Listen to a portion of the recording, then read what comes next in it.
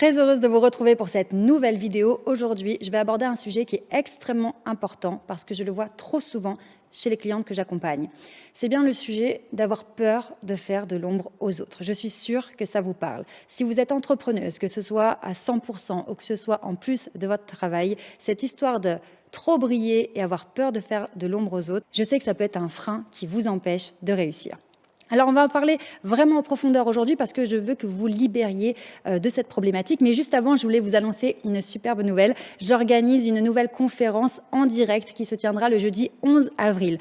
Donc, si vous voulez savoir comment faire pour enfin vous autoriser à briller, pour booster votre activité et devenir l'entrepreneuse que vous avez toujours voulu devenir, eh bien, cliquez tout de suite sur le lien dans la description et inscrivez-vous, réservez votre place. Alors c'est parti, je vais vous donner 3 conseils aujourd'hui et restez bien jusqu'à la fin parce que le troisième, il est énorme. Si je vous en parle, c'est parce que ça me tient énormément à cœur. Je vois tous les jours au sein de la Ster Academy que mes clientes n'osent pas libérer leur potentiel à cause de cette injonction. Et oui, c'est une injonction à ne pas faire de l'ombre aux autres. Donc la première chose que je veux que vous reteniez, c'est que ce n'est pas parce que vous allez briller que les autres ne pourront pas briller non plus.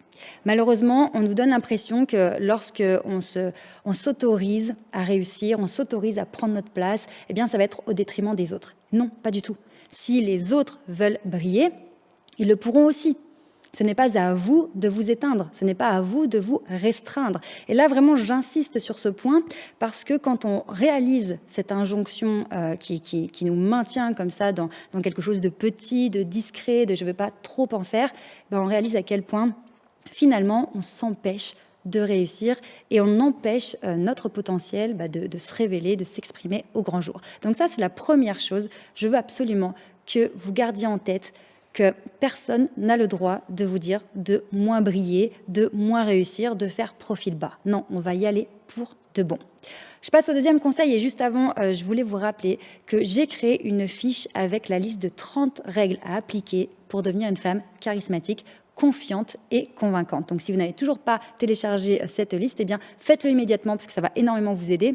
À partir du moment où vous allez réussir à appliquer ces 30 règles dans votre vie, dans votre quotidien, vous allez changer de vie. Et je peux vous assurer que votre entourage va se comporter différemment avec vous. Ils vont beaucoup mieux vous considérer. Donc, téléchargez tout de suite. C'est un cadeau. C'est totalement gratuit. Cliquez dans la description et téléchargez votre liste des 30 règles à appliquer. Alors, le deuxième conseil très important, c'est que c'est toujours une question d'état d'esprit, de mindset, de positionnement par rapport à votre évolution. Donc, on a vu juste avant qu'il y avait cette injonction à ne pas trop briller, à ne pas faire de l'ombre aux autres. Alors maintenant, j'aimerais que vous assumiez le fait d'être une femme brillante, le fait d'être une experte, d'être intelligente et même d'inspirer les autres, d'être admirée.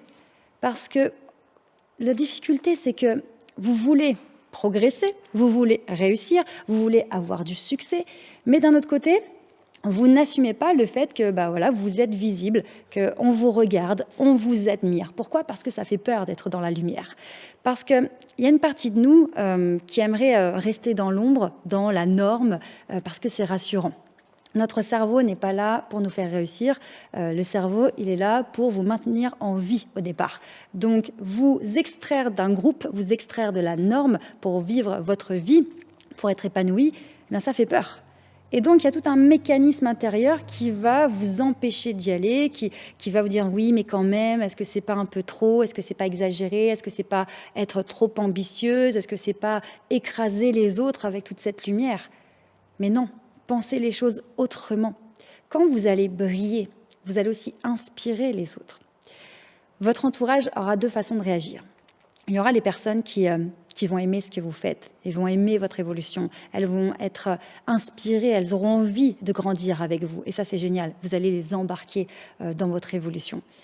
Et puis malheureusement, il y a d'autres personnes à qui ça va moins plaire parce que justement, votre évolution, votre réussite va créer un effet miroir et leur montrer ce que vous osez faire, ce que vous vous autorisez à faire et ce qu'elles n'osent pas faire, ce qu'elles ne s'autorisent pas à faire. Et donc, ça peut générer de la jalousie, de la frustration, etc. Donc, à un moment donné, si vous voulez réussir, vous devez aussi être clair dans votre esprit et vous dire « Ok, j'assume ». J'assume de devenir l'experte dans mon domaine. J'assume d'être intelligente, j'assume d'être cette femme brillante et je vais le clamer et je vais incarner cette nouvelle femme que j'ai envie de devenir. Donc vous voyez, juste sur ce petit morceau de vidéo, on a déjà pété l'injonction à ne pas faire de l'ombre. Et on assume le fait d'être une femme brillante et d'être visible. Donc c'est pour ça que j'insiste, je veux vraiment que vous preniez votre place pour ma prochaine conférence, parce que j'ai carrément fait une masterclass qui normalement devrait être payante et on vous l'offre, on la fait gratuite, parce que je sais à quel point cette difficulté d'oser se mettre en avant, oser être visible, oser de briller, je sais à quel point ça vous freine. Et on va tout péter pendant cette conférence pour que vous vous sentiez avec une force extraordinaire et que vous partiez vers votre réussite. Alors tout de suite, le troisième conseil. Alors là, je vous disais de rester jusqu'à la fin parce que vous me connaissez. J'aime quand on ouvre les dossiers pour de bon, parce que dans le développement personnel, ce n'est pas une histoire d'avoir une pensée positive, de faire des affirmations. Clairement, si vous voulez évoluer pour de bon, il faut ouvrir vos dossiers, même ceux qui vous font peur, même ceux qui sont difficiles, et aller voir ce qui se passe, aller voir ce qui coince. Alors la question que j'ai envie de vous poser aujourd'hui, et je vais vous demander de répondre en commentaire, comme ça va vous obliger à faire cet exercice, et puis je pourrai aussi vous répondre. Cherchez à savoir réellement quelles sont les personnes qui ne vivraient pas bien votre succès. Quelles sont ces personnes que ça dérangerait? Parce que je le vois trop souvent.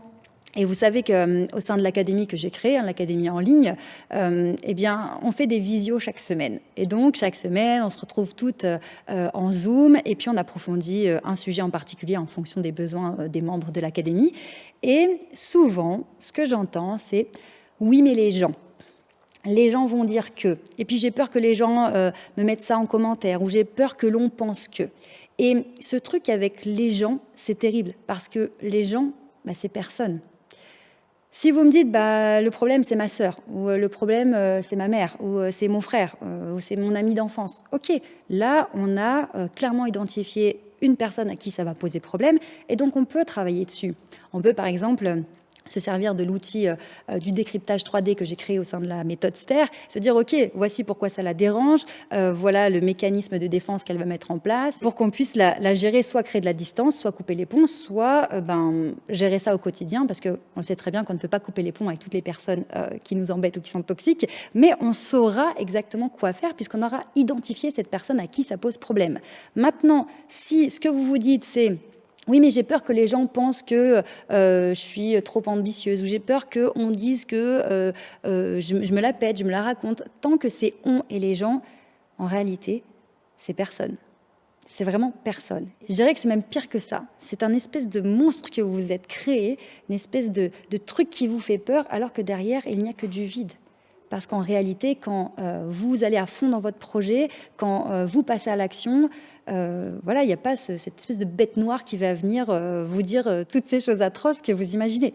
Donc, dans cette troisième partie, s'il vous plaît, mettez-moi en commentaire qui sont les personnes, quelles sont ces personnes qui ne voudraient pas vous voir réussir. Alors, ne mettez pas forcément leur prénom en commentaire, évidemment, mais je veux que vous soyez en mesure de les identifier.